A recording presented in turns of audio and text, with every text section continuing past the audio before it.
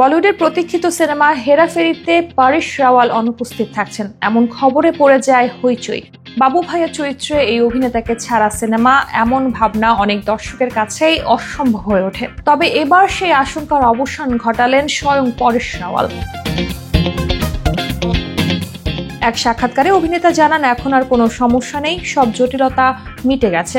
এমন একটি জনপ্রিয় ফ্র্যাঞ্চাইজিতে আমাদের বাড়তি সতর্ক থাকতে হয়, কারণ দর্শকের ভালোবাসার প্রতিদান দিতে আমাদের দায়িত্ববোধ থাকা উচিত। আগেও ছবিতে থাকার কথা বলেছি, এখনো আছি। আমরা সবাই সৃজনশীল মানুষ। প্রিয় দর্শন, অক্ষয়, সুনীল সবাই বহুদিনের বন্ধু। একটু সমন্বয় প্রয়োজন ছিল, সেটাও হয়ে গেছে। পারিশ রাওয়ালের এই বক্তব্য ছড়িয়ে পড়তেই সামাজিক মাধ্যমে উচ্ছ্বাস ছড়িয়ে পড়ে। এক ব্যবহারকারী লেখেন, আজকে সেরা খবর, হেরাফেরি 3 আসছে আর বাবু ভাইও ফিরছেন। অক্ষয়, সুনীল আর পারিশ রাওয়ালকে একসঙ্গে দেখার অপেক্ষা আর সহ্য হচ্ছে না। এদিকে সম্প্রতি অভিনেত্রী সোনাক্ষী সিনহাও মন্তব্য করেন, পারিশ রাওয়ালকে ছাড়া হেরাফেরি 3 কল্পনাই করা যায় না।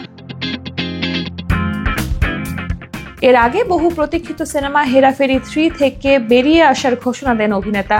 এর ফ্র্যাঞ্চাইজি আগের কিস্তিগুলোতে অক্ষয় কুমার ও সুনীল শেঠির সঙ্গে বাবু রাও ওরফে বাবু ভাইয়া হিসেবে দেখা যায় পারিশকে।